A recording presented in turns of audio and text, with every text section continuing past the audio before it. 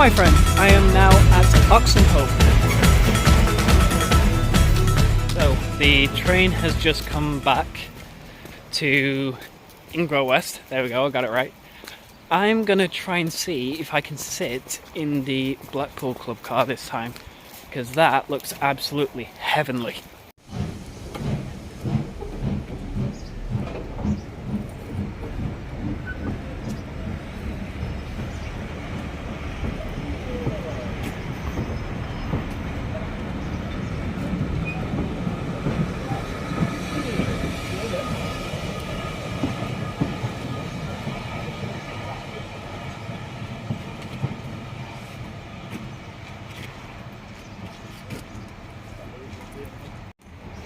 Well, so much for that idea.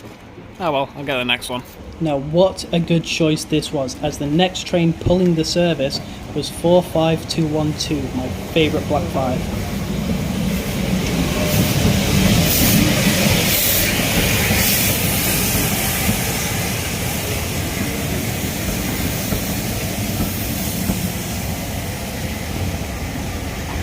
Now, if this was any other locomotive, I wouldn't have really gotten this train, but since it was 45212 and it was going to head out of Keighley soon, there was no way I was going to miss the opportunity to see this departing Keighley at pretty much full reg. So I got on the train and we headed off to Keighley.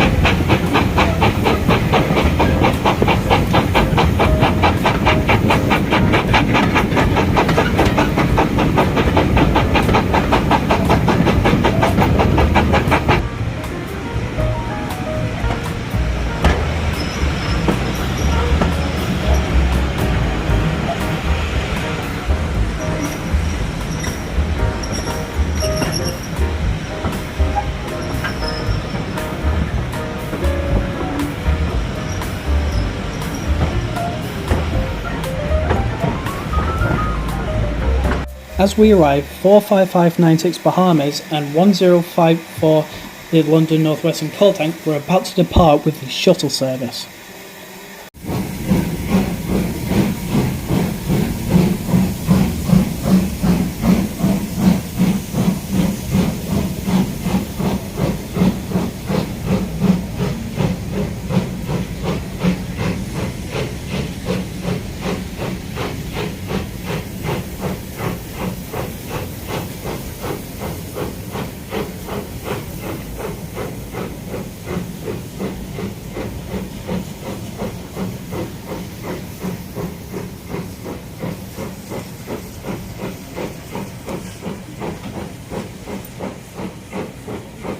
Shortly after the shuttle service left Keighley, they arrived at Ingrove West, cleared the main line, and then it was our turn to leave.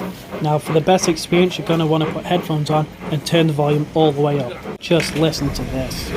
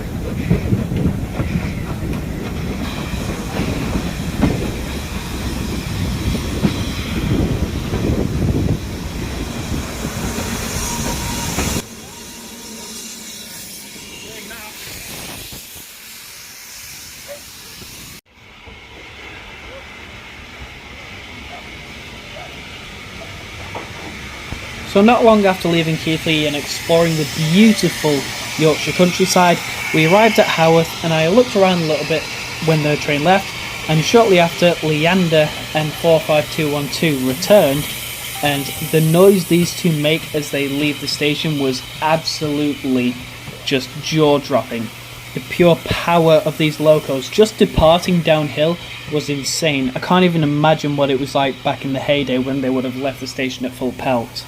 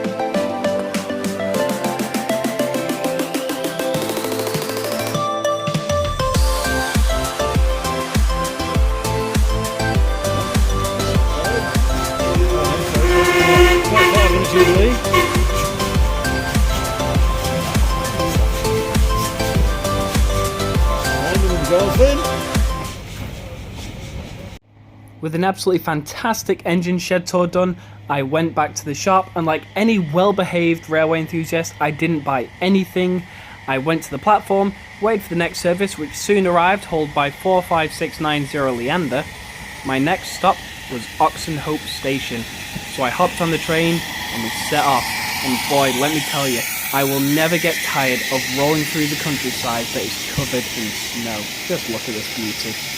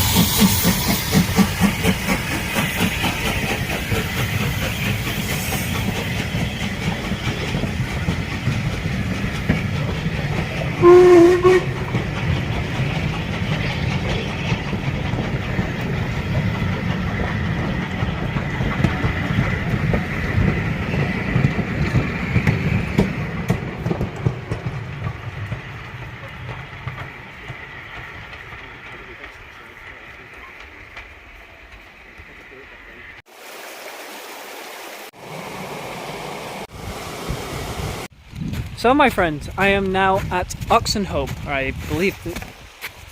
I didn't slip. Yeah, okay, I slipped. This is Oxenhope, and just look at this. The sun's come out, it's beautiful weather, it's getting warmer.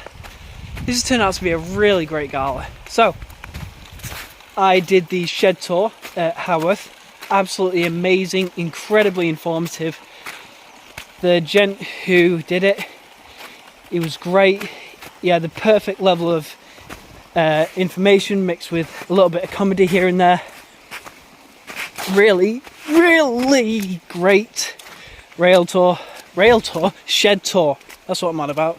Absolutely fantastic shed tour. If you ever come to the Keighley Valley Railway and you're at Haworth, do the shed tour. It's only £5. Absolutely bang for your buck. Money's worth. It's a good hour or so, possibly a bit more. Tell you about each individual loco. They'll tell you bits about the buildings. It's just absolutely fantastic. So, I am now going to go have a look around Oxenhope. So let's go do that together.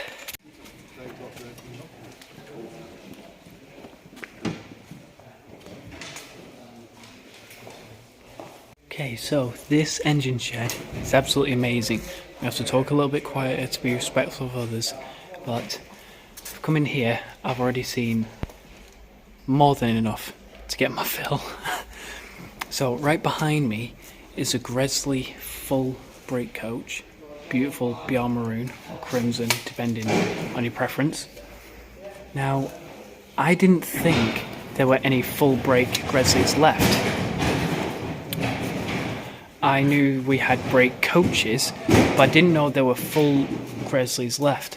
And just looking at it now, thinking about it, there's a lot of things from other railways that, you know, you can tell have been added to this. Like with up here, this window. Obviously, you'd probably recognise it from peep windows on brake vans, but I recognise that from the brake area of a Stanier LMS coach.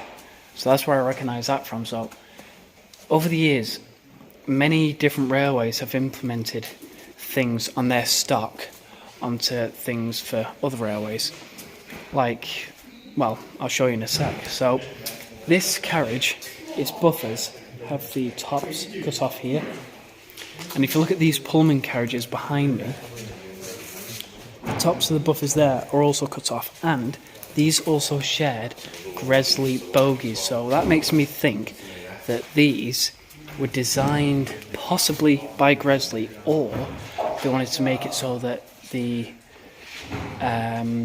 luxury trains had something extra luxury and they could easily be attached to the teak stock without any kerfuffle. I'm not sure, but only thing I know is that these two coaches, like the pair of them, is absolutely beautiful. They're obviously in storage right now because they're not being used this gala, so they might pull them out at some point. And over here we've got a Midland 4F. It's absolutely beautiful. This is 43924. It's currently out of ticket, waiting overhaul. And we actually have, so get this right, so in front of me there's this Stanier 8F, okay, 48431. Now, I think in part of its life when this was undergoing an overhaul, I think the tender was ready first, and so I think it was only one of them, but I believe a Stanier 8F at some point had a Fowler tender on it. So what they did was they put the Fowler tender on the 8F, and it only ran like that for a short period of time. I don't know if it ran as the same number, but it definitely ran as that. It's absolutely, like the size of this thing. Like, look at this. It's absolutely huge. I'm pretty sure the size of the wheels on the Stanier 8Fs are very similar, if not the same, to the size of the wheels on the Haworth. I could be wrong there. And there is a standard tank over there, which I'll talk about in a minute. So that 3F the 4F over there that I just showed you is very similar to this. This is a 3F, so this is the predecessor to the 4F.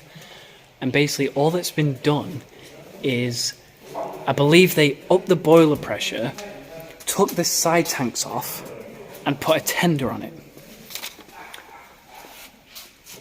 And I believe the boiler is slightly bigger as well, and the frame's got raised. Hold on a sec. So, the 4F and the 3F, very similar. And once upon a time, many, many moons ago, there was talks about getting this down for a steam gala at Ribble. But no matter what, there's always something in fate that stops it from happening. It's currently out of ticket. It looks absolutely gorgeous. It's currently got the Elf Explorer headboard on, which is great. And then here, a Scottish standard tank, 80002. Now, I think we could get one of these at Ribble for a gala. I really think we can. But it's more powerful than the Ginty. Now, when the Ginty was down, 3 carriages was too little for it. It kept blowing off. The speed restriction was too low. It kept making too much steam. It just wasn't enough, so we put 5 coaches on it. That and the popularity of the event was just huge, so we needed 5 coaches, and it worked. But a standard tank would just be overkill, like beyond overkill. This line is just too slow. It wouldn't work, unfortunately, but it would be nice to happen. And here's something I absolutely love. A austerity in the Longmoor Military Railway livery. This one is Brussels, number 118. It was built in Leeds in 1945, so it's not that much older than the Haworth 46441. It's number 1782.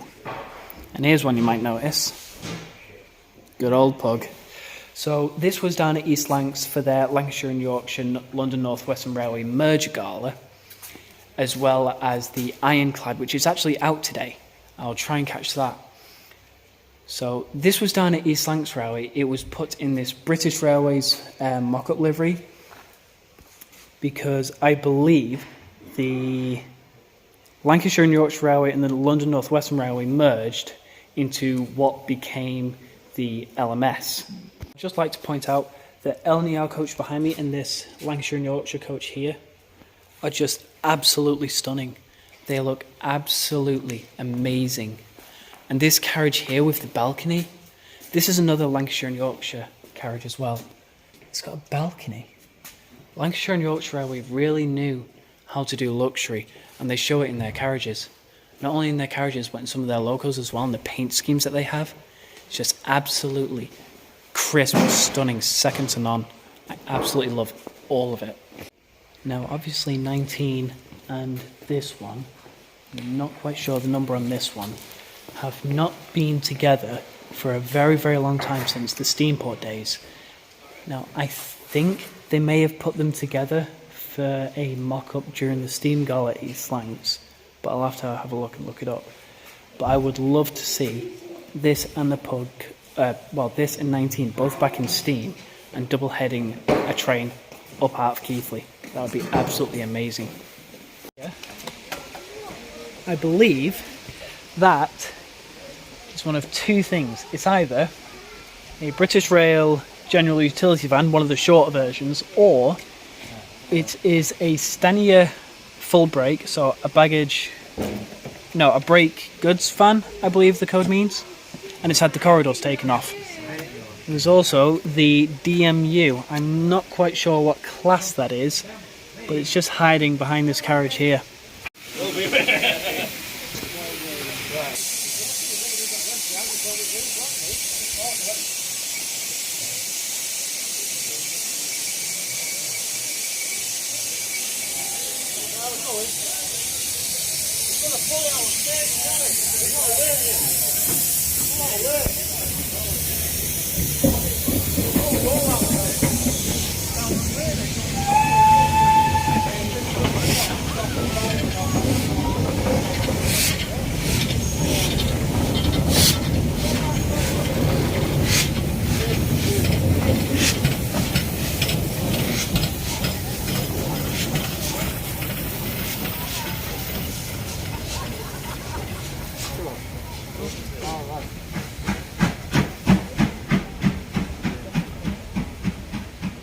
And now as the train leaves the station, I suddenly realise I've not eaten anything all day.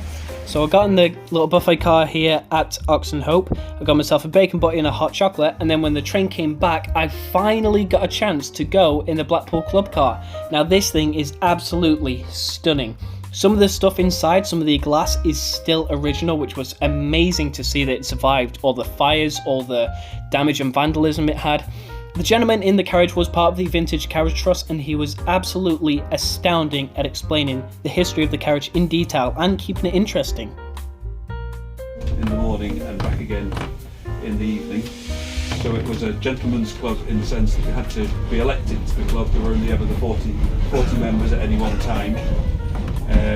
And you paid a subscription to the... So after having an absolutely astounding trip from Oxenhope down to Keighley, all the way back up to Haworth, I saw these two beauties powering out the station, 1054 the London North West and Coal Tank and Bahamas, leaving the station.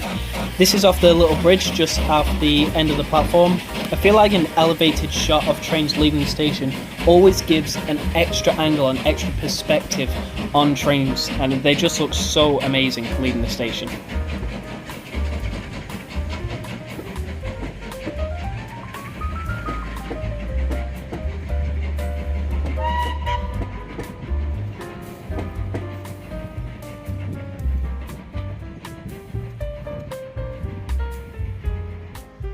And pretty much no sooner than it left, the train returned with just London North West and Coal Tank on the front, ready to head down with its final train of the day.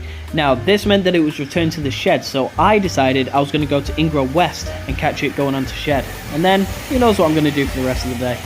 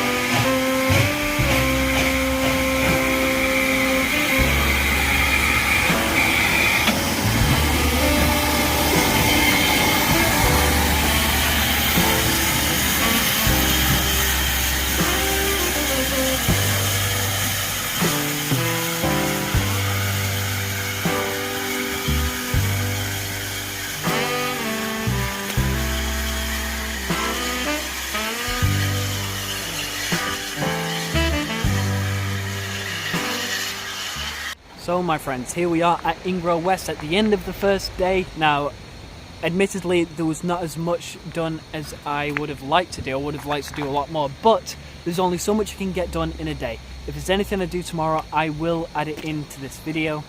But for now, my friends, thank you so much for watching this video. Thank you for coming on this adventure with me. I have had an absolute ball of a time. I'm just going to wait for the last train down to Keighley now, and then I'll be heading to my hotel and off to bed. You know, something crazy about today is I've been recognised twice. One by a gentleman who had a absolute gorgeous dog, absolute brilliant dog. He was Scottish as well, just like me. He didn't sound like it, but he was. So he recognised me. I got recognised by another chap called, well, I didn't catch his name, but he has the YouTube channel Steaming Around Britain. Both have similar amounts of subscribers. He said my videos were amazing. He said he loves the stuff I do. He's a huge fan. And to that chap, I'm sorry I missed your name, but thank you so much.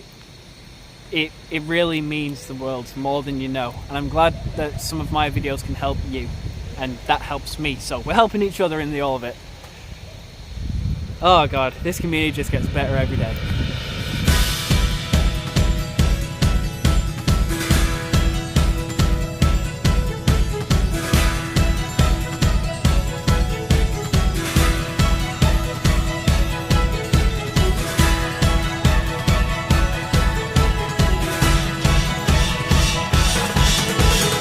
Tells me the individual who lives there is a bit of a Western region fan.